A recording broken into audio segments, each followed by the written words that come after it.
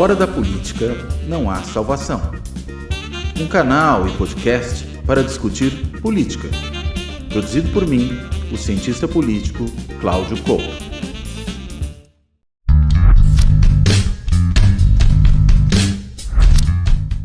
Olá, bem-vindos. Depois desse retorno, vamos dizer assim, pouco, nada triunfal do Bolsonaro ao Brasil, ele que esperava uma grande recepção, teve lá meia dúzia de gatos pingados no aeroporto e depois na sede do PL, fez lá o seu discurso, prometeu voltar à vida pública e agora recebe essa semana uma série de notícias aí não muito animadoras para os seus objetivos, vamos dizer assim, políticos, eleitorais e sociais. Vou citar aqui dois casos que estão agora se dividindo a atenção no dia dessa semana. Primeiro, essa história vai se aprofundando, essa história de que houve realmente uma operação para tentar impedir eleitores do Lula a votarem no segundo turno. Alguns dados que foram divulgados esses dias pela mídia. A Polícia Rodoviária Federal gastou 1,3 milhão de reais no bloqueio das rodovias no período eleitoral. Houve uma delegada da Polícia Federal e um servidor do Ministério da Justiça que elaboraram um mapa, principalmente na Bahia, com as cidades onde o Lula obteve uma maior votação no primeiro turno, e lá se montou as operações rodoviárias da Polícia Federal. Consta que o Anderson Torres foi à Bahia fazer uma reunião e pedir que a Polícia Federal ajudasse a Polícia Rodoviária Federal nesses bloqueios. A gente também, lembrando que tem um outro dado, houve 70% mais rodovias com operações tartaruga no segundo turno do que houve no primeiro turno, e essas operações ocorreram à revelia da decisão do Alexandre de Moraes, ministro do Supremo. Ao mesmo tempo, se espera que amanhã o tenente-coronel Mauro Cid, que era ajudante de ordem do Bolsonaro, deponha a Polícia Federal e consta que ele dirá que a tentativa, as medidas para tentar recuperar as joias sauditas que foram apreendidas pela Receita Federal em Guarulhos partiram de uma ordem do Bolsonaro. Ele depõe amanhã e, em tese também, ou pelo menos está marcado também um depoimento do Bolsonaro à Polícia Federal também amanhã, quarta-feira, dia 5. Então, esses assuntos movimentam o dia de hoje, como também a gente vai debater nesse programa aqui o arcabouço fiscal do Haddad, como é que tem sido as reações, quais são os limites e quais são os pontos eventualmente fortes ou interessantes desse arcabouço fiscal que foi apresentado ao Congresso, à sociedade, que agora terá um processo de tramitação, tanto na Câmara como no Senado. Bem, a gente tem muitos assuntos para tratar aqui, vocês sabem, vocês estão aqui no Política na Veia, agradeço muito a participação de vocês, este programa que é um programa dividido entre a Carta Capital, a TV de Gênero do Luiz Nassif e o Fora da Política Não Há Salvação do cientista político Cláudio Couto. Nassif, Cláudio Couto, bem-vindos. Obviamente a gente teve, eu queria levantar aqui, saiu uma pesquisa hoje do Datafolha em relação aos processos que rolam em relação ao Bolsonaro no Tribunal Superior Eleitoral, mas a pergunta dizia especificamente respeito àquela história da reunião que teve no Palácio do Planalto com embaixadores, onde o Bolsonaro colocou em questão, colocou em dúvida, em xeque, o sistema eleitoral brasileiro. Foi feita uma pesquisa, 51% acham que existem motivos suficientes para tornar o Bolsonaro inelegível, 45% são contra essa punição do TSE. Mas olhando o cenário hoje, esta reunião no Palácio do Planalto parece ser o menor dos problemas do Bolsonaro. Eu queria começar, Nassif, Cláudio Couto, Nassif, podemos começar pelo Cláudio Couto? Vamos por aí. Diante dessas revelações recentes, parece que não faltam agora elementos, ou pelo menos há um caminho aí muito claro para tornar o Bolsonaro inelegível diante dos fatos que vão se revelando. Quer dizer, houve uma tentativa, eu diria até para você que é uma coisa século XIX, de tentar barrar os eleitores de alguém.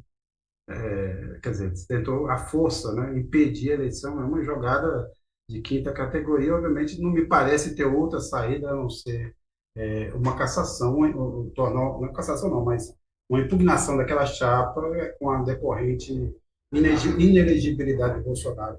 Te parece isso também? Bem, olá Sérgio, olá Nassif, olá todo mundo que nos acompanha. Eu concordo com você, parece coisa da República Velha, né? Esse negócio de ficar interditando a chegada de eleitor na urna, né? E é impressionante como, a cada dia, essa investigação da Polícia Federal vai produzindo novas evidências de coisas que a gente, evidentemente, já sabia, mas não tinha ali, em alguns casos, uma comprovação material, né? Uma comprovação cabal. Né? E, nesse caso, você tem um relatório de inteligência do Ministério da Justiça mapeando os lugares onde o Lula foi mais votado no primeiro turno. E isso aí, ser acompanhado depois, né, de uma ida do ministro da Justiça junto com o delegado, né, chefe da Polícia Federal, né, com o superintendente da Polícia Federal, à Bahia, para falar com os policiais federais de lá, para eles apoiarem a ação da Polícia Rodoviária Federal. Olha, mais evidência de que isso é difícil saber, né? Aliás, quando você lembrou aí da ida dele à Bahia, eu na hora me lembrei da música do Dorival Caymmi, né? Você já foi à Bahia, nega? Não? Então vá. Né? E eu acho que ele seguiu a sugestão do Caymmi. Né? O Anderson Torres foi lá e foi fazer lambança, né? Foi fazer lambança, como aliás era uma característica desse governo, e acho que é um elemento importante, por quê? Para mostrar a responsabilidade do Bolsonaro nessa história. Porque quando o seu ministro da Justiça faz uma coisa dessa, né, e ela é seguida daquela ação da Polícia Rodoviária Federal, veja, que ocorreu a despeito de uma ordem expressa prévia ao dia da eleição, de que a Polícia Rodoviária Federal não fizesse operações dessa natureza. Né? Isso foi determinado antes do dia da eleição. Houve uma desobediência à ordem do Supremo Tribunal Federal, nesse caso, e do Tribunal Superior Eleitoral, né? Para ser mais exato, nesse caso. Então, acho que não só inelegibilidade, eu acredito que você tem outros crimes aí que estão envolvidos nisso, né? E que tem que ser considerados. A inelegibilidade, acho que é, digamos, a penalização na esfera, praticamente na esfera civil, né, desses aí que cometeram esse tipo de crime. Mas eu entendo que tem que haver também uma responsabilização na esfera propriamente criminal, né? Isso que se cometeu ali é um crime contra o Estado Democrático de Direito. Era contra isso que eles estavam atentando quando tentavam impedir eleitores de chegarem às urnas. Né? E veja, mapear os locais de votação onde o Lula teve mais votos no primeiro turno, isso talvez fizesse sentido se a gente estivesse falando do PL, né, do partido Bolsonaro, que é claro, para um partido, para fazer a sua estratégia de campanha, faz sentido mapear onde ele tem voto, onde o adversário tem voto, aí tudo bem.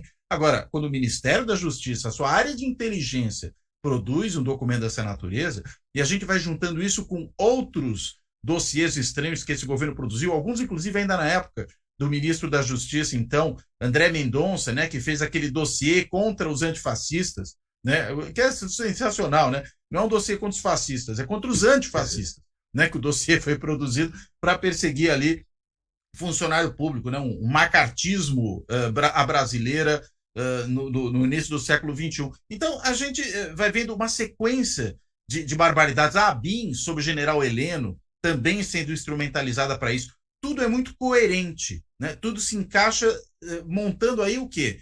O cenário de um governo que pretendia implantar um Estado policial no país. Né? Era disso que se tratava.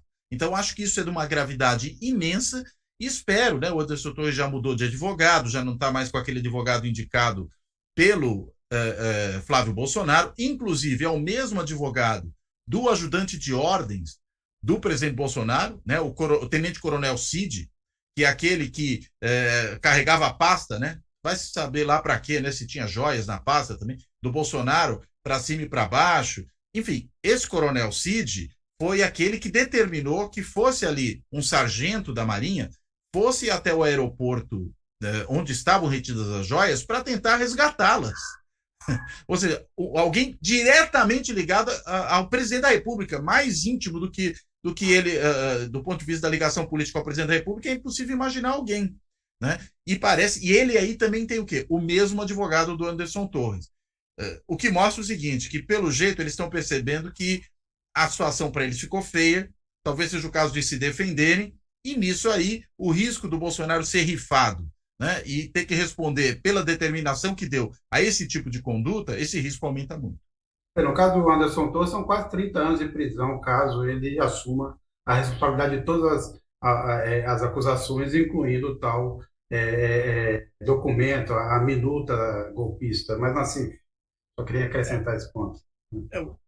Então, o Couto colocou a questão aí dos antifascistas, aquela lista de antifascistas. Aquilo tudo foi em cima de um equipamento da Vink. Nós chegamos a publicar em primeira mão ano passado. O que eles adquiriram? Eles adquiriram um sistema que permitia um monitoramento na rede de 60 milhões de CPF. Praticamente aí, não sei se dois terços aí, metade aí dos usuários de rede. Então, o que eles fizeram com esse equipamento? Você coloca todos os CPFs e coloca a palavra-chave. Bastou isso para fazer uma relação aí de funcionários públicos que ficaram na marca do pênalti. Esse mesmo sistema permitia você identificar, colocar um conjunto de CPFs suspeitos e saber a localização dele, ou cercar uma região e naquele entorno identificar todo mundo que está naquela lista que entra naquela região. Pode ser o STF, pode ser o Instituto Lula. Então, agora o Anderson Torres é aquela história do malandro sofredor, né? Ele ficou com tudo. E a possibilidade de um processo pesado contra o Bolsonaro é muito importante para passar para o Torres aí a sensação de que o barco está afundando. A única coisa que poderia segurar aí a lealdade dele seria a perspectiva de que o Bolsonaro pudesse preservar poder e influência. Então, digamos, é um momento adequado aí, porque ele está vendo que vai pagar o pato sozinho. Agora, em termos de gravidade de crime, eu vou te falar, se for fazer aí um concurso de gravidade, quer dizer, ele desmoralizar o país para todos os embaixadores. Ele usar a polícia para manipular a eleição. Até é escandaloso aquele editorial da Folha dizendo que se ele não fosse tão agressivo, poderia ser uma alternativa ao Lula. O cara que descredenciou a ciência, que esvaziou todo o sistema de ciência e tecnologia, que esvaziou a saúde. Você fala, não, o problema dele é mal criado só. Vai tomar banho, né? Então, Nassif, além de tudo, fez uma bagunça completa também nas contas públicas, no orçamento, também na mais descarada tentativa de compra de votos que a gente assistiu, ou pelo menos assistiu desde o início, desde da República, talvez, desde a proclamação. Não tem paralelo. Você teve a manipulação lá, digamos, da Proconsult, tudo aí, mas esse uso de dinheiro, da maneira como foi feito, de orçamento, não tem paralelo, né? Agora, o único ponto é o seguinte: vai preso? Se vai preso, qual é o efeito político? Cria um mártir? Como é que fica? Se bem que eu acho que o grupo dos... Não sei se cria mártir, não, viu? Você acha que não, né? Tomara que não mesmo. Eu acho que não. Se você pegar o grupo dos ultra-bolsonaristas, eu estava comentando outro dia, o Brasil é um país único no mundo, aí, porque é o único país que tem um líder fascista medroso. Parece aqueles filmes do Walt Disney lá, sabe? É um líder fascista medroso. A única virtude do líder fascista é sair dando porrada para todo lado, até ser enforcado. Esse aí não, esse aí sai correndo. Ele faz lembrar também um desenho animado, né? Que era o Coragem, o Cão Covarde. Então isso aí cá para nós, né? Agora, vamos ver como é que fica a realidade. Agora, o ponto central é o seguinte: enquanto não tiver aí uma legislação sobre fake news, sobre esses algoritmos, esse mundo paralelo vai continuar. Se cortar o cordão umbilical aí, que são essas redes malucas, todas, isso aí esvazia em 2 tempos. O pessoal vai perceber a normalidade novamente. Você vê, nem preso, você vê o Alexandre de Moraes outro dia deu uma declaração. Pessoas presas, ou seja, entenderam que aquela maluquice lá levava à prisão, tinha consequência, que elas achavam que não tinha consequência. Podia rasgar obra de arte, fazer o que quisesse, de repente estão presas, tem consequência. E continua acreditando, rapaz. É inacreditável. Não, esse número do Datafolha, embora diga respeito a um caso específico, a pergunta era dirigida para um caso específico, na verdade, ela acaba sendo uma análise, porque ninguém também faz esse compartimento, né? É uma análise geral da situação do Bolsonaro. E parece que 45% do país acha que, apesar de toda a barbaridade, Claudio Couto, não é o caso de julgar. Por isso que me parece que nunca antes na história, para usar a frase do Lula, foi tão importante ter uma punição exemplar. Se o Bolsonaro não for, pelo menos, impedido de disputar as eleições por um tempo, por conta desse conjunto, aí nós estamos numa situação seguinte: a gente fica aqui brincando de democracia e de república, porque isso nunca vai ser uma coisa séria. Não? Exato. Não, concordo completamente.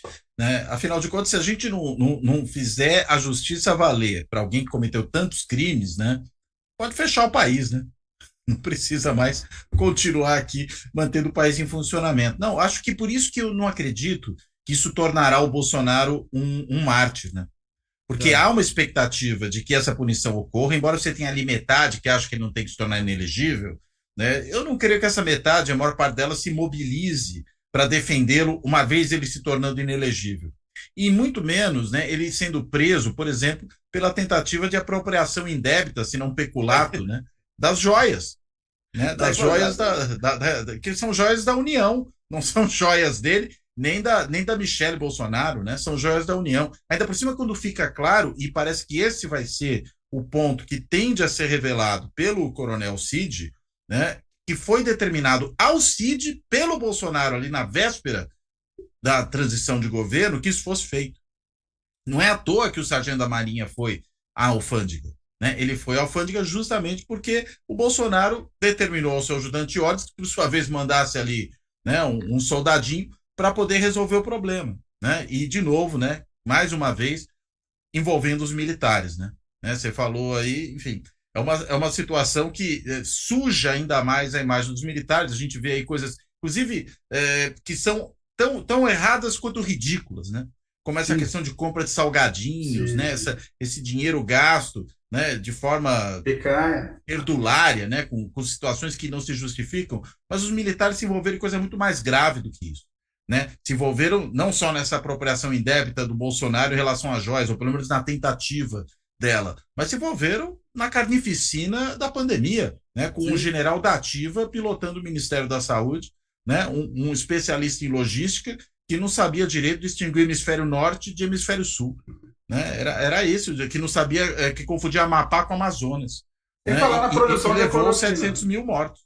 Sem falar na produção desnecessária e em escala industrial de cloroquina. Não se sabe até hoje o que Isso. que o Exército vai fazer com tanta cloroquina que eles produziram. E a compra de Viagra pelo dobro do preço.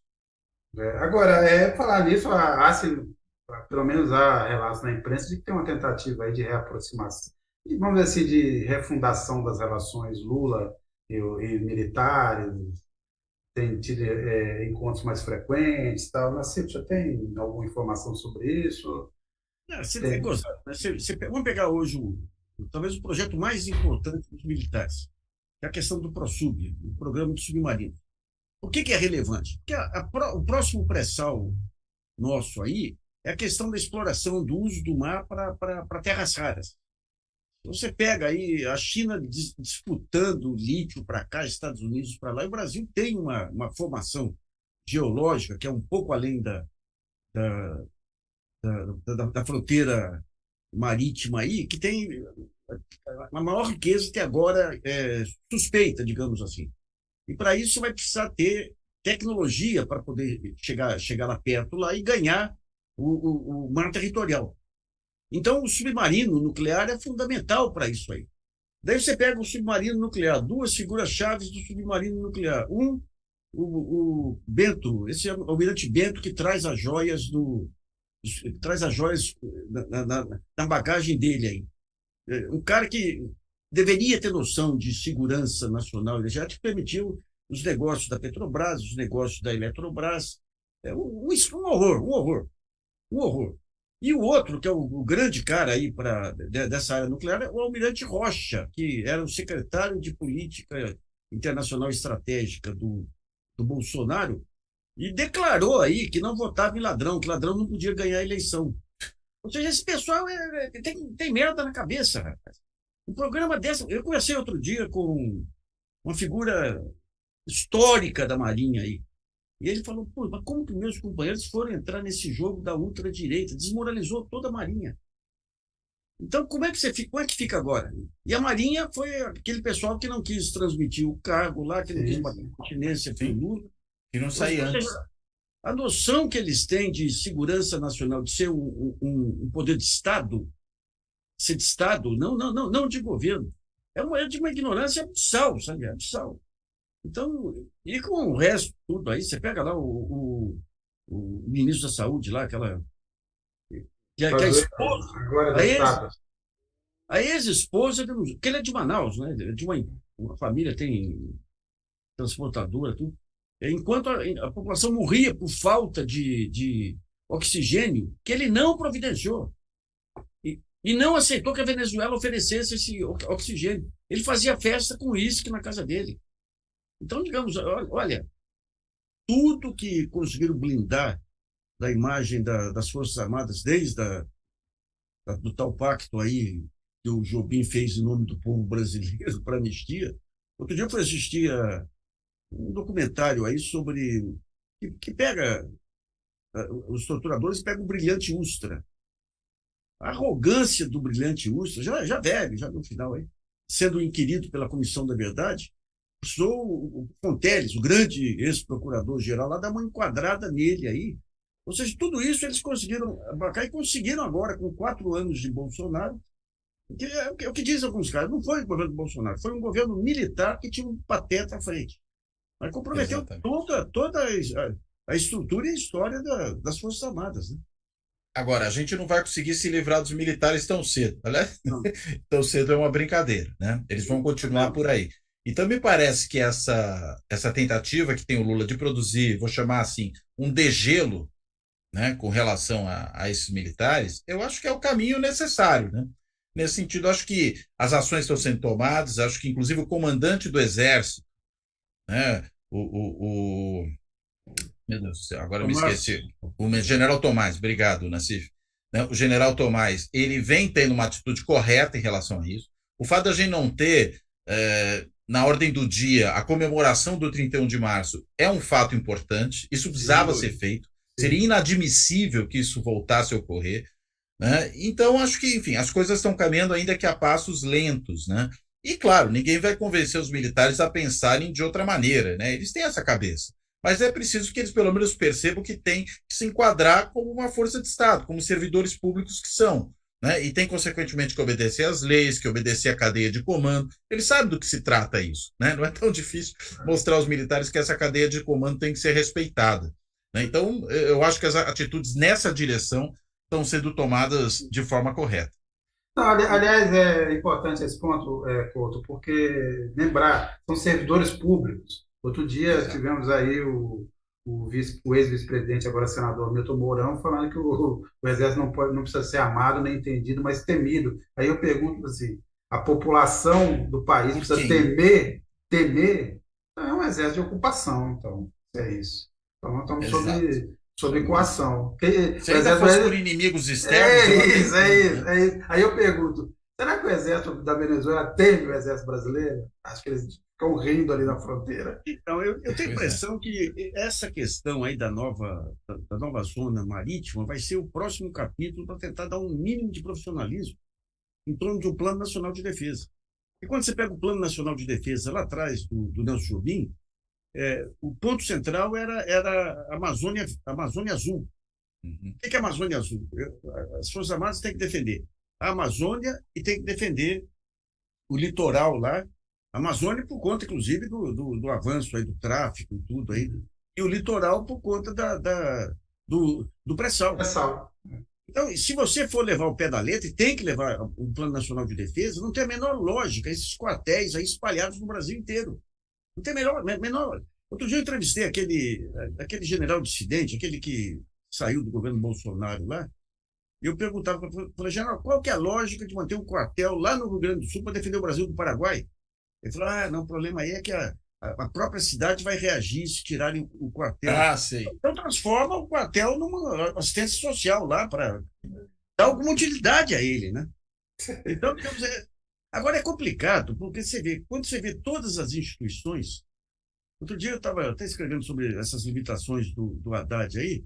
Você tem hoje 3 poderes amarrando totalmente o governo Lula. Você tem a Câmara do Ayrton Lira, você tem o Banco Central do Roberto Campos Neto e tem o mercado pautando a mídia. Os 3 sob comando do André Esteves do BTG. Tem nó para todo lado. Então, quando a gente vê essa timidez exasperante aí desse arcabouço Haddad aí, você fala, em parte, essas limitações políticas. Como que rompe? Como que rompe? E o Lula, para romper, precisa ter popularidade. Agora você começa a ter alguns rachas aí na Câmara. Para ter popularidade, tem que ter desempenho econômico. Para ter desempenho econômico, tem que ter liberação de investimento e redução de taxa de juros. E você gasta toda a energia daquele que poderia ser o mais criativo dos ministros aí, que é o Haddad, que fica 3 meses aí jogando toda a energia num arcabouço fiscal que não resolve nada, para convencer o Roberto Campos Neto, aquela zebra de estrada, que tem que reduzir os juros. Sendo que qualquer pessoa sabe que ele está lá para desestabilizar. Ele não está lá para colaborar. E daí você perde a oportunidade de avançar. Né? Agora, Nassif, quer dizer, nem anticíclico, como se prometia, esse arcabouço parece ser, né? Porque quando você está no momento em que a economia vai mal, o 0,6% não parece suficiente para estimular, né? Mas mesmo que fosse anticíclico, você não pode. Você tem um incêndio que está vindo. Esse incêndio exige você ter atuações pontuais aqui, relevantes. Esse plano mesmo é um plano para 4 anos, para normalizar, como se tivesse um país normalizado. É para concurso de tese. Aí todo mundo fala, não, cá para nós, o PDF que soltaram é vergonhoso, é vergonhoso. Eu dissequei o PDF lá, as páginas de títulos e tudo, daí põe uma página lá que é um copia e cola lá do observatório da FGV, depois põe uns gráficos lá, sem explicar nada do plano Biden lá. Depois você tem um link que você só descobre o que se refere quando você clica e vai até o plano Biden. Ele foi feito. Eles tinham uma ideia que esse negócio dessa banda aí e o resto foi injeção de linguiça. Não sei se foi pela pressa aí, porque o Lula adiou a viagem para a China, mas 3 meses para produzir isso. Não tem um indicador que permita uma discussão relevante. Ou seja, qual é a expectativa de investimento para os próximos anos? Qual é a expectativa de PIB? Eles fazem só aquela linha com a margem para cima e para baixo, e simulações de dívida bruta e tudo, sem levar em conta desempenho da economia, sem levar em conta o papel da taxa de juros na arrecadação fiscal e tudo. E daí fica todo mundo discutindo aí, porque o pessoal que é a favor do Haddad fica chateado, não quer parecer crítico. Então fica discutindo, mas é muito melhor que aquela porcaria da lei do teto. Mas tá. E o que está vindo aí? O incêndio que está vindo aí? Uma quebradeira geral aí com essa taxa de juros. Varejo indo para o vinagre. Alimentos indo para o vinagre. Você tem plano de saúde indo para o vinagre. Daí você pega a fazenda e fala, não, a gente vai soltar agora, vai facilitar a busca de crédito fora do sistema bancário. O que é facilitar a busca de crédito fora do sistema bancário? É você ir ao mercado e vender lá uns recebíveis e o que impede esse mercado de expandir é um teto de taxa de juros que é a Selic, 13,5%. Então eles vão tirar o teto. Ou seja, você vai poder pegar dinheiro lá a 20%, 25%. Quem que resolve? Então, olha, vamos ver agora. E daí você tem o cúmulo aí da sabedoria. O Lula faz uma reunião de todo o ministério que ele quer investimento. A obsessão é investimento. Esse plano aí do Haddad não permite investimento. Daí quais as ideias que surgem? Daí o Alckmin tira da cartola uma ideia de 2013 que ele fez aqui, que é substituição da frota de veículos para melhorar o meio ambiente. E o Haddad gostou, o Haddad saiu alardeando isso. Não, vamos fazer aqui, tem um fundo aí que vem das empresas petrolíferas, vamos facilitar a renovação da frota para melhorar o meio ambiente. Mas que melhorar o meio ambiente? Pega São Paulo, como é que você compra carro novo? Você tem um carro velho, você vende e compra um carro novo. O que acontece com o seu carro velho? Alguém que tem um carro mais velho, compra aquele seu carro velho. Então você vai pegar toda a frota de carros existentes e vai acrescentar mais uma frota, que nem a Dilma fez lá atrás, lá entupindo a cidade e piorando o meio ambiente. Por quê? Porque não tem. Então, daí fala, o pessoal do Haddad fala, não, mas estamos estudando aqui um conjunto de medidas aí que vai ser anticíclicas, tudo. Então, Por que não aproveitou o momento aí para lançar? Por que não pegou esse arcabouço e foi ousado? Ele lança o plano Biden. O plano Biden tem um monte de restrição, mas tem 400 e tantos bilhões para mudança energética aqui. Tem 80 e tantos bilhões aqui para a saúde. Por que não abriu uma brecha sequer para investimento? Nem que fosse derrubado no Congresso depois. Ou seja, o medo paralisou totalmente aí a área econômica. Espero que as ideias que eles dizem que estão sendo feitas lá, que ninguém sabe, ninguém viu, sejam ideias consistentes. Mas esse início aí me desanimou, viu?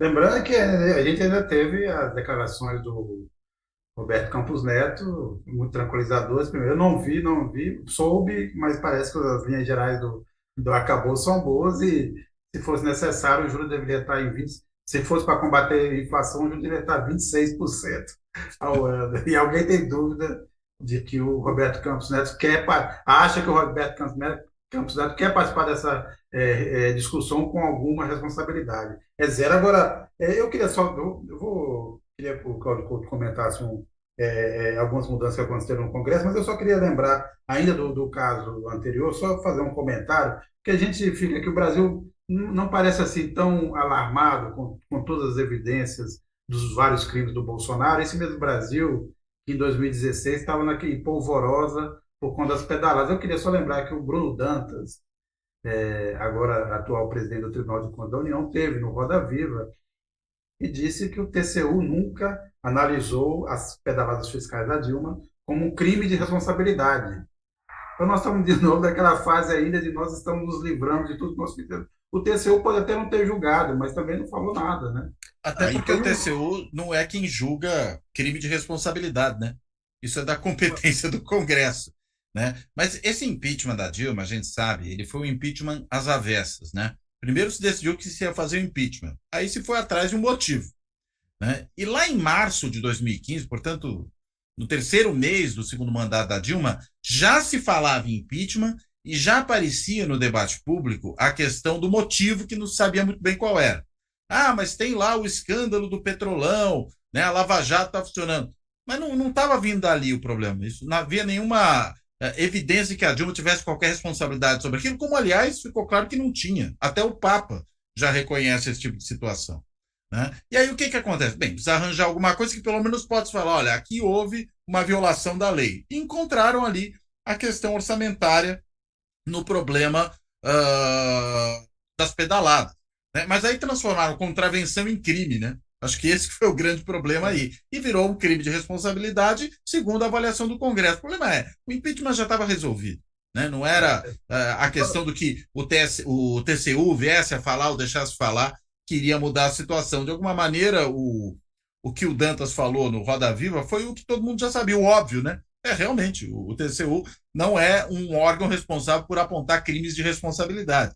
Ele é um órgão responsável por apontar eventuais violações aí das regras da contabilidade pública. É disso que se trata, né? Pois é, mas a figura central aí para dar uma vestimenta técnica foi aquele procurador Júlio Marcelo, que desapareceu agora. Sim. Eu tive uma vez em Brasília, estava almoçando lá, estava ele almoçando com o Marcos Lisboa lá, articulando. E um ponto importante, não lembro se foi a Miriam Belchior ou se foi a Tereza Campelo que colocou, você tem que pegar os empréstimos e pagamentos ao longo do ano todo. Então, você tinha na Caixa Econômica aquela conta corrente, se tem saldo, a Caixa remunera, se tem déficit, a Caixa cobre, mas foi acertado antes do final do ano, né? De qualquer modo, quer dizer, foi a Dilma ali ela deu uma baita moleza também com aquele. Não é Arno Agostinho? Como é que era aquele secretário do Tesouro? Ardo Agostinho. Arno Agostinho. Todo o tesouro contra ele lá também. Mas de qualquer forma, nós estamos vivendo aquele mais. Não tem mais responsáveis pelo impeachment. Assim. Só Eduardo Cunha, só o Pedro, não tinha. No TCU não ajudou, o Supremo não fez vistas grossas e não ajeitou. Não teve. A culpa. Daqui a pouco o Eduardo Cunha vai falar também. Não tenho nada a ver com isso. Eu estou ferrado porque eu fui condenado por difamar Eduardo Cunha. Aliás, algo que vai aparecer agora nesse reanálise da Lava Jato são os acordos aí de Sérgio Moro com o Eduardo Cunha, viu? Ah, ótimo, Porque o ótimo. Eduardo Cunha não podia ser solto porque seria escandaloso. Mas foi acertado um esquema que a esposa saiu solta lá, preservando todos os bens. Tudo que ela gastava com cartão de crédito da conta do próprio Eduardo Cunha, com dinheiro suspeito lá, foi ignorado. Sim, sim. O Eduardo Cunha vai ser, daqui a pouco vai ser Mas, mas, canonizado. mas nós demos essa volta aqui, mas a pergunta que eu queria fazer ao Cláudio Couto era esse novo bloco formado no Congresso, republicanos, MDB, o quanto você acha que ele enfraquece o Arthur Lira e permite e dá alguma margem real de manobra para o governo Lula? Olha, acho que de maneira muito marginal, sinceramente. O Arthur Lira, como presidente da Câmara, continua sendo quem tem o poder principal de pautar as matérias, né, de definir a agenda da Câmara. Isso não vai mudar porque, digamos, um partido que andou com o Bolsonaro até o segundo turno da eleição, né, que elegeu alguns bolsonaristas, digamos, de prol, né, como o Mourão, como o Damares, como o Tarcísio, né, estou me referindo aqui aos republicanos, né, o fato de um partido desse não estar no mesmo bloco que o bloco do Arthur Lira não significa que o Arthur Lira vai deixar de ser o presidente da casa com todas as prerrogativas que tem e ainda com uma grande articulação, inclusive com parlamentares desses partidos, a despeito do bloco em que esses partidos possam estar. Tem muito mais a ver com uma certa dinâmica ali da disputa de espaço parlamentar, né, entre os partidos do que propriamente algo que possa mudar esse papel predominante que o Lira tem. O que eu acho que está enfraquecendo o Lira é o jogo duro que está fazendo com ele o presidente do Senado, o Rodrigo Pacheco. Porque ao não aceitar essa chantagem que o Lira está fazendo, né, de querer impor a sua, digamos, conveniência do ponto de vista da tramitação das medidas provisórias ao Congresso e ao país como um todo, né, Rei Arthur, né, porque é isso que está aparecendo, né, ao não aceitar isso e bloquear e dizer, olha, não passa, inclusive porque precisaria emendar a Constituição, né, porque corre o risco de levar o Supremo a essa questão, porque aí é uma questão constitucional. Né? Se começar a querer fazer medida provisória tramitar de um jeito que não pode, isso chega ao Supremo. Ah, mas vai bloquear inteiro o país. Qual é o custo para o presidente da Câmara de bloquear o país? Né? Há um limite. O Eduardo Cunha aprendeu que pauta a bomba, volta. Né? A bomba volta e estoura no colo. Ou seja, essa lógica predatória que o Eduardo Cunha adotou, ela costuma sair cara para o predador. Né? E a gente, enfim, acho que o Lira não tem ainda a vocação de suicida. Ele está tentando, mas eu acho que é daí que está vindo talvez o seu maior enfraquecimento. Ele está comprando uma briga que ele não tem condições de ganhar e que está sendo enfrentado nela. Agora, essa questão do bloco partidário, sinceramente, acho que isso não muda muita coisa, é um pouco mais aí da cozinha dos partidos e o PRB, né, o Republicanos, não vai deixar de ser o partido que continua tendo esses bolsonaristas de prol aí de quem eu falei agora. Né, que vão continuar sendo exatamente aquelas figuras de sempre. E quando precisarem se articular o Lira contra o governo, vão fazê-lo. Né, e vão fazê-lo independentemente do lugar ou do bloco em que esse partido esteja. Agora, Nassif, você acha que essa pesquisa da Datafolha, que mostrou um apoio da população ao discurso do Lula contra os juros, tal, assim, o Lula acabou de alguma forma acertando, isso dá alguma margem a ele, e voltando a isso, que até a gente retomar aqui a conversa sobre o arcabouço fiscal. O que você acha? Você acha que de que forma essa compreensão da sociedade, ou pelo menos expor o problema dos juros à sociedade, pode funcionar para o Lula? Não adianta que você pega a discussão que foi feita aí em torno do Lula arcabouço, ficou restrita a mercado, Roberto Campos e Fazenda, né? Então, que os juros estão exorbitantes, o que vai acontecer, que eu estou vendo, percebendo já, você começa a ver defecções no mercado em relação ao Roberto Campos Neto. Artigos já estão aparecendo aí, porque, veja bem, os juros altos, ele não quebra só o setor produtivo. Você tem muitos fundos aí, fundos creditórios, você tem as fintechs. O que as fintechs fazem? Uma parte do lucro das fintechs? Empréstimo. Empréstimo para quem? Para quem não consegue empréstimo em banco, ou seja, com um grau de insegurança maior. Se você coloca como piso de taxa de juros aí os 25% dos bancos, você inviabiliza as fintechs. Você tem os fundos aí imobiliários que estão numa crise do cão aí, porque não tem recuperação da economia, né? Então, eu acho que, num determinado momento, o Roberto Campos Neto cai de maduro. Agora, a opinião da população, é, só para te dar o exemplo do que é o poder do mercado. Você pega esse Menin, que é da CNN, ele está com a empresa dele de construção, só agora que vai melhorar um pouquinho as cotações por conta do Minha Casa Minha Vida aí. Mas estava despencando. Você pega o Intercontinental, que é o banco dele, despencando. Tudo fusão juros. Daí você pega a CNN, agora mudou um pouco. Só levava aquele gênio da raça, aquele Sérgio Vale. O Sérgio Vale é aquele cara que fala, não, se esse ano o PIB vai ser menos de 1%. Com isso é ótimo, porque daí a inflação é contida e no próximo ano pode crescer. E o Menin faz um Twitter para protestar contra os juros. Twitter. Então ele fala, olha, eu quero dizer primeiro que eu sou a favor do Banco Central, mas essa taxa de juros está meio exagerada. Ou seja, você criou esse negócio do... Você criou esses ultraliberais ignorantes, né? É de uma ignorância atroz. Você teve uma degradação das gerações. É só comparar o Roberto Campos avô com o Roberto Campos Neto, né? Então, digamos, o que o Lula fala pega a população, mas se você pega a Fiesp e tudo, eles sentem na pele lá, mas não querem se manifestar, porque se endossar o que o Lula fala, você se volta contra o seu público, que é antipetista. A gente Aí, esse fetiche também do Banco Central Independente, que é um fetiche, né? Não há nenhum indicador de que ser ou não independente faz alguma diferença. A Não existe nada. independência tem que ser na operação. Autonomia, né? Autonomia. Autonomia, né? Na operação. Agora, o Banco Central definir qual que é a taxa de juros, qual que é... chegou ao cúmulo, esse Roberto Campos Neto, de dizer que se o BNDES soltasse alguma linha com taxa subsidiada, que ele aumentaria os juros. Agora, gente, analise Roberto Campos Neto, o perfil dele. Um cara tímido, caladão, um cara burocrata. O máximo que ele chegou, mesmo com toda a retaguarda do avô e tudo, foi tesoureiro de um banco. Nunca teve brilho. Foi colocado no Banco Central pelo Paulo Guedes, porque não representava ameaça. A única coisa que chamou a atenção dele no Banco Central é que falava pouco. De repente, esse sujeito vem, ameaça BNDES, ameaça governo, declara que, quando o Lula criticou o Banco Central, impediu o Banco Central ou seja, afronta o presidente eleito, a troco de quê? É evidente que tem uma baita retaguarda por trás. Uma retaguarda de rentistas que coloca ele na linha de fogo aí, sabe? Então eu não acho. Eu acho que esse negócio do Lula reflete o que o povo...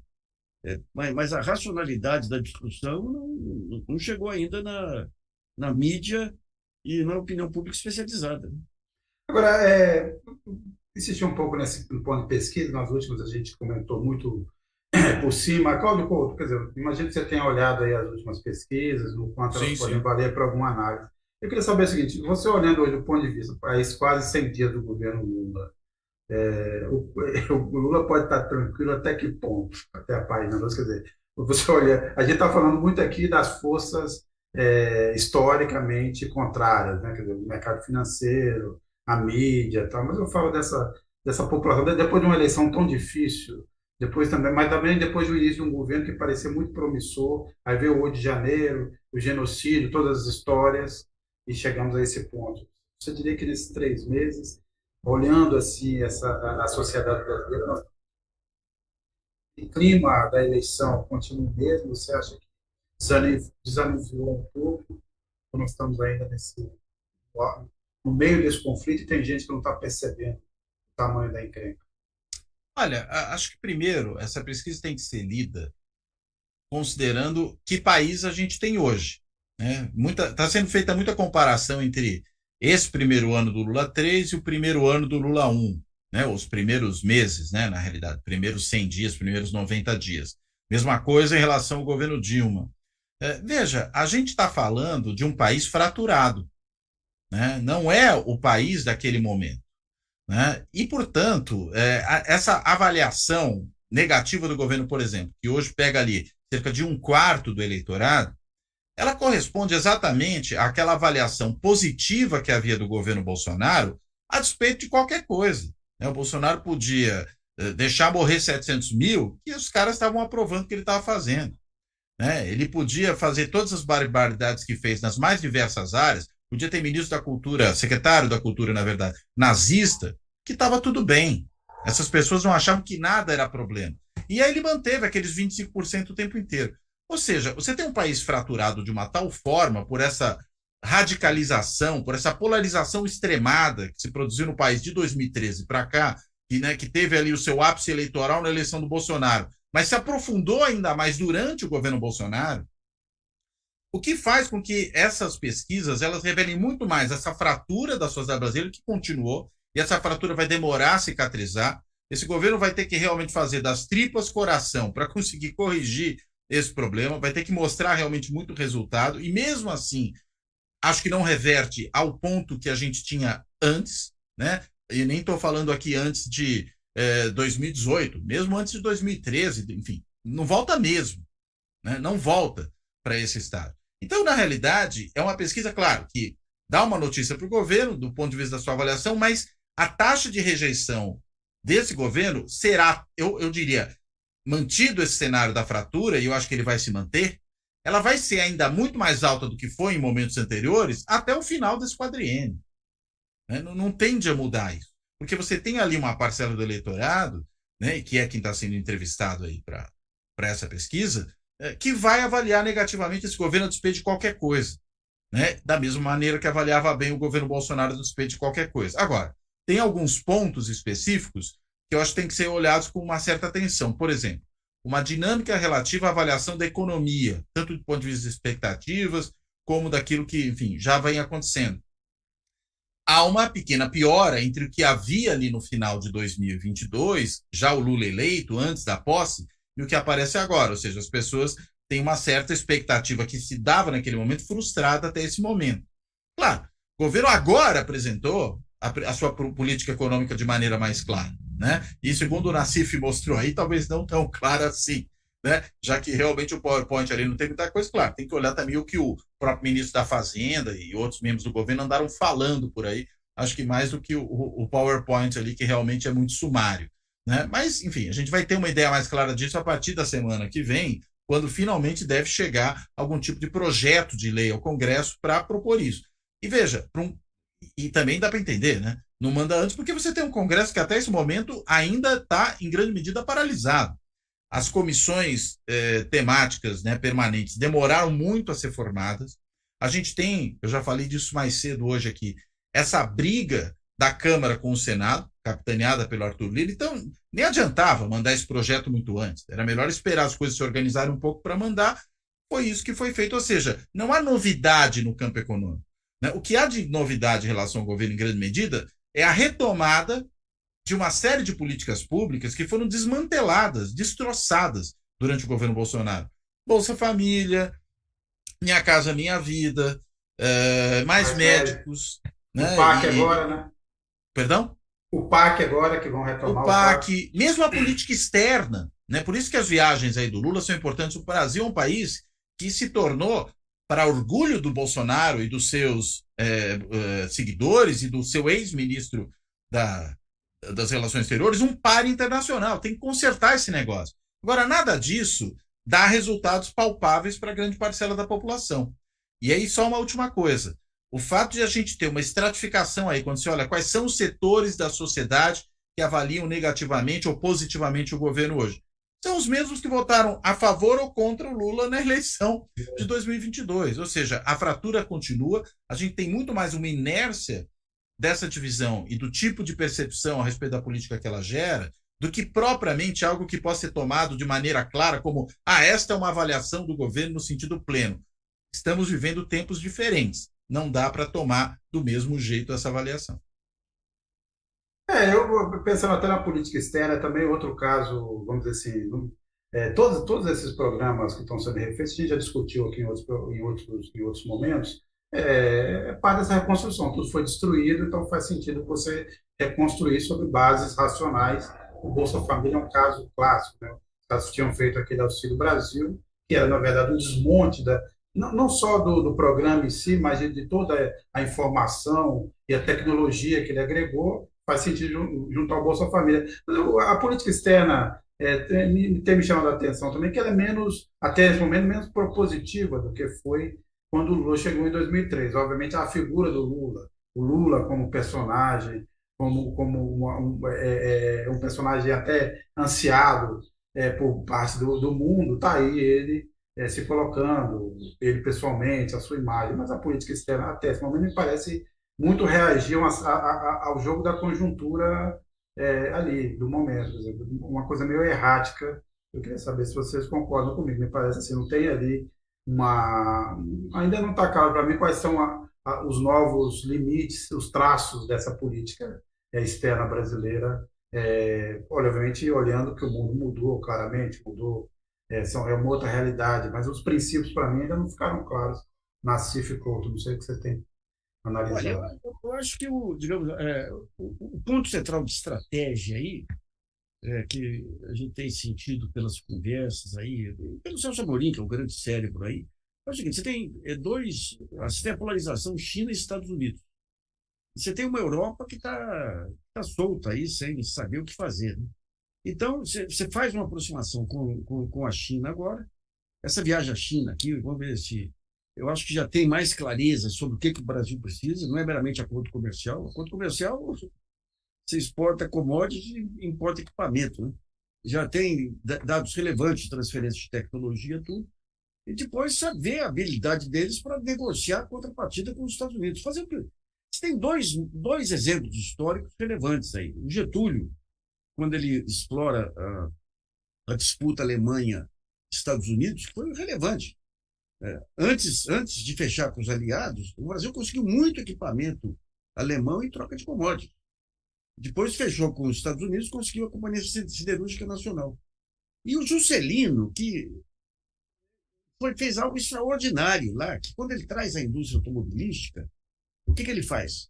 Ele coloca como condição as montadoras que vêm para cá tem que ter um sócio capitalista brasileiro. Ele ganha a elite financeira lá com isso. O Monteiro Aranha vira sócio da Volks, aquele pessoal lá de Minas, lá do Paulo de Tarso, lá vira sócio da Willis, e coloca como condição a indústria, os fornecedores serem brasileiros. Então, de alguma maneira, o Lula ele pode, com essa transição energética, atrair parte desse capital ocioso hoje que fica em cima do tesouro aí, para uma ação desse tipo. Agora, quem é o cérebro que vai pensar isso? A única coisa com o cérebro que eu vi em termos de política industrial nos últimos 15 anos aí foi o pessoal da saúde aí, a cadeia produtiva da saúde, que saiu de Manguinhos lá, do Gadelha, saiu do Gadelha. Agora, você pega o seguinte: a Fazenda fazendo todos esses estudos aí não traz o BNDES. Onde que está o conhecimento setorial do Brasil? No BNDES. Você não traz o BNDES. Quando o Galípolo lá e o Haddad pensaram aquele fundo para o comércio Brasil-Argentina, o BNDES também não participou, parece que não quis, teve que o Banco do Brasil ajudar. Então, você não tem uma articulação interna lá. E o Lula ele tem tanto pepino para girar, porque o Lula, o que era o estilo Lula? Que a gente viu quando terminou o segundo governo Lula. Eu tentei entender como que o Lula agia, como que ele fazia. Juntava todo mundo, a equipe, fazia uma disputa de ideias. A melhor ideia, ele chamava o cara lá, falava: me explica o que isso é bom para o país, para o meu governo, para o povo, para o meu país e para o meu governo. Se fosse convencido, ele chamava todo mundo e todo mundo se alinhava em torno daquilo. Então, o que aconteceu agora eu acho que é questão de tempo para ele voltar a ter esse. Agora tem que levar em conta o pique também, né? É muito pepino, é um desmonte, você não tem estrutura de ministério nem montada ainda, montou vários ministérios aí, sem dotação orçamentária nem nada, né? Eu acho que com o tempo ele pega. Com o tempo pega. Eu achava que o Haddad poderia exercer esse papel pela competência que ele demonstrou no Ministério da Educação, articulando planos, atores e tudo aí. Mas você não tem esse articulador. O planejamento que deveria cumprir esse papel, a Simone Tebet tem virtudes, mas não para isso. E o indústria e comércio, o Alckmin, se não colocar o pessoal de peso embaixo lá, não sai nada. Então, vamos ver. Isso aí tudo tem que dar tempo. A minha única decepção, realmente, objetiva, é em relação ao arcabouço, ao calabouço fiscal aí. Que eu temo ainda que pode ficar pior, É, visto as declarações do provável relator da MP ou do decreto não, ou do projeto de lei. As indicações não são muito boas. Agora, obviamente, semana que vem a gente vai estar aqui discutindo os 100 dias do governo, 100 dias se fazem no dia 10 de abril, mas eu vou adiantar aqui já, assim, o Nassim falou desse momento, assim, a única, como figura, mais, assim, como um frescor, até agora, quem me impressionou realmente foi o Flávio Dino. Eu acho que o Flávio Dino pegou uma bucha ali no dia 8 de janeiro, e aquela situação estava muito esquisita. Eu temia ali que o Flávio Dino não resistisse àquilo que aconteceu. E, embora tenha ali um ou outro caso, agora esse caso, por exemplo, houve uma racha aí dos advogados legalistas, é, depois que ele não resolveu escolher como uma espécie de consultora ligada ao Partido Novo para as mas não escolhas é racha, não. Ali foi. O Cavalhosa deu uma do tio dele lá. Não, É, como é que ele deu uma do tio dele lá, né? Ele entendi, deu uma de Modesto Cavalhosa lá, né? Era uma entendi. discussão sobre essa. É um grupo de WhatsApp. Daí você tem uma discussão sobre a moça, ele pega, não apenas sai do grupo, como anuncia rompimento com um grupo que foi essencial aí na Você está falando consolidação do do grupo. Augusto Arruda Botelho? É, Ah, eu nem ele sabia que ele era sobrinho do Carvalho. baixou o santo do Cavalhosa Quer nele dizer, lá. quer dizer que o Modesto Carvalhosa não era modesto, é isso? É isso aí, viu? Mas de qualquer forma, a gente está vendo essa disputa. Bem, eu algumas referências só sobre essa consultora. O fato de ter servido o Partido Novo depõe, obviamente, contra, mas não sei E dizer. Mas, de pela. qualquer forma, essa discussão não está boa. Porque você tem Não. um jogo hoje, um bastidor, inclusive com a contratação de jornalistas, assessores de imprensa, consultores de crise e plantadores de notícias. Sabe que a vaga do STF virou uma guerra ali Impressionante. intestina, né? Mas a única coisa que essa discussão demonstrou é que a moça foi indicada por ele, porque senão ele não saía no palco que ele saiu. Mas, de qualquer forma, eu estava falando do Flávio Dino. Teve esse momento e eu acho que depois ele tem saído brilhantemente. Pelo menos eu já o conhecia de outros momentos. Sempre foi. Ele tem um humor, e esse humor do Flávio Dino, a mim, apetece muito. Assim, eu acho realmente extraordinário um político que tem essa capacidade e a rapidez de raciocínio para fazer uma piada em relação das situações quando elas merecem. Né? Diante daquele, por exemplo, cercado por aqueles bolsonaristas atacando, ele saiu da melhor forma possível. Ele é bom. Então, né, Ele é é E bom. uma ele é a figura. figura mais, não à toa, né? A figura mais chamativa do governo até agora. Ele Porque veio, é ele, isso. ele veio no auge do mensalão, ele veio aqui para um encontro, aqui com blogs e tudo. E eu perguntei para ele aquela decisão do TRF4 de aumentar a pena do Lula. E ele, em 10 minutos, ele deu uma explicação absolutamente lógica sobre qual que era o estratagema por trás daquilo. Ele é uma cabeça brilhante, efetivamente. É Uma porque, né, cabeça Claudio Couto, a gente estava falando sobre isso. A gente, obviamente, o Nassif ressaltou bem. Você tem 3 meses, um mês que foi uma bagunça por conta dos acontecimentos do Rio de Janeiro. Você passou as semanas seguintes tentando, né, aprendendo e tentando entender a que ponto que o Brasil queria chegar. Você tem o governo começa aí teve o Carnaval. Quer dizer, no fundo nós temos um mês e meio, muitos ministérios ainda para montar, para ter a sua cara definitiva. Mas tem um relançamento de todos esses programas, você não tem ainda qual é o grande, né, para onde é que vai se reorganizar o grande pensamento do governo Lula. E eu cito aqui, por exemplo, até o caso da educação, que é outra pasta importante, que resolveu simplesmente suspender o novo ensino médio em 90 dias, como se isso fosse resolver alguma coisa. Quer dizer, daí até agora, dessa cartola, não saiu nenhum coelho. Te preocupa isso? Quer dizer, um ministério que várias pastas com nomes que todo mundo acreditava que iam chegar já com frescor e novas ideias, e até agora também não muito. Isso te preocupa? Olha, nem tanto. Eu acredito que, na realidade, isso tem muito a ver. Eu falei um pouco da pesquisa, né? E acho que isso vale agora de maneira parecida, né? É um governo de reconstrução nacional, né? Pegou um país e uma burocracia pública e várias políticas públicas completamente devastadas, né? Nesses últimos 4 anos, que a gente teve um governo de destruição nacional.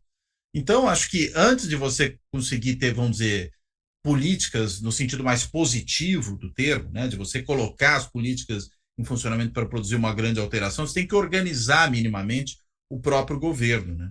Mesmo esse caso, né, relativo à educação, relativo ao novo ensino médio, eu acho que é um exemplo disso, né? Você teve aí 4 anos de governo Bolsonaro em que não se avançou no sentido de fazer os ajustes, as correções de rota, que eram necessárias para a implantação desse novo modelo. Não estou nem entrando nos méritos do modelo, veja, mas uma vez que ele foi adotado, ele requereria uma série de mudanças. Acho que ele tem até um ponto muito positivo, que é essa ideia de uma flexibilidade maior.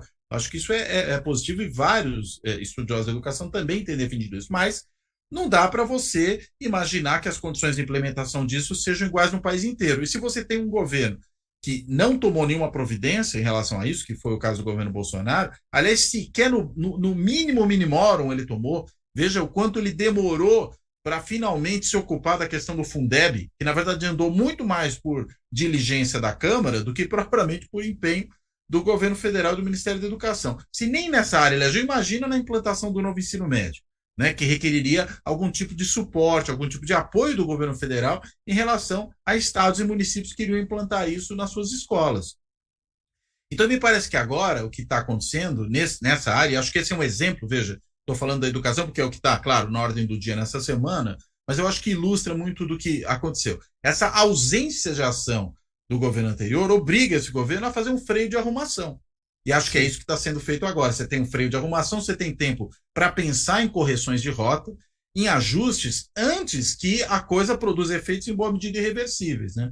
Um dos primeiros elementos aí, qual foi? Foi manter o Enem no formato anterior. Porque se não houve condições de uma grande parcela dos estudantes brasileiros se adaptarem para um novo formato de Enem relacionado a esse novo modelo de ensino médio, ou se você vai prejudicar muita gente se você implantar essa alteração também. Aqueles, digamos, das escolas privadas, de certas escolas da área pública, que são pouquíssimas, né, que têm condições muito especiais. Estou pensando, por exemplo, nos institutos técnicos federais, só para a gente dar um exemplo aqui, né, vão ter uma vantagem em relação ao resto dos estudantes do país imensa numa competição que o Enem acaba produzindo. Então, para você ter mais equidade, fazer um freio de arrumação me parece que é necessário. Para você fazer as políticas agora caminharem, acho que isso também é importante. E mais, né? É um governo que foi eleito também com base, ou com apoio de muita gente que compõe essa base que agora está reivindicando esse freio de arrumação. Então, também está dando uma resposta à sua própria base social.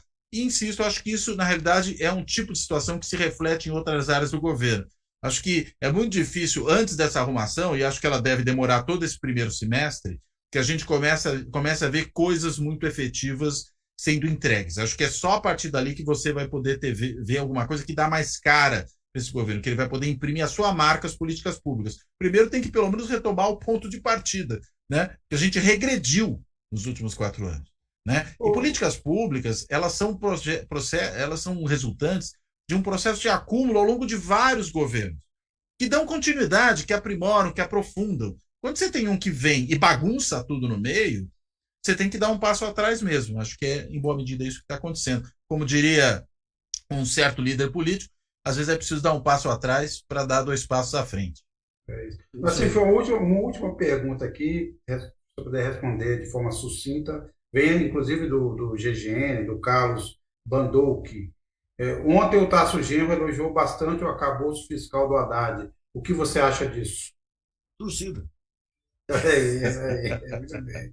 A gente não sabe também quais são os conhecimentos do Tasso Genro de economia, mas você resumiu bem. Olha, agradeço bastante quem nos acompanhou até agora. Continue curtindo os canais, fazendo doações, chamando gente para participar. Lembrando que esse programa é um programa dividido entre a Carta Capital, a TV GGN e o Fora da Política Não Há Salvação.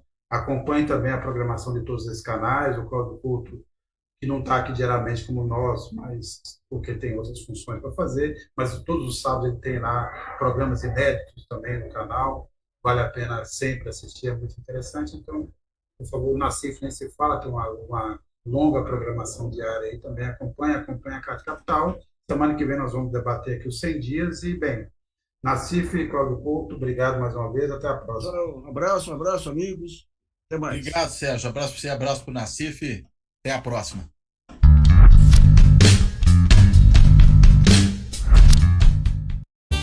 Fora da política não há salvação. Um canal e podcast para discutir política. Produzido por mim, o cientista político Cláudio Couto.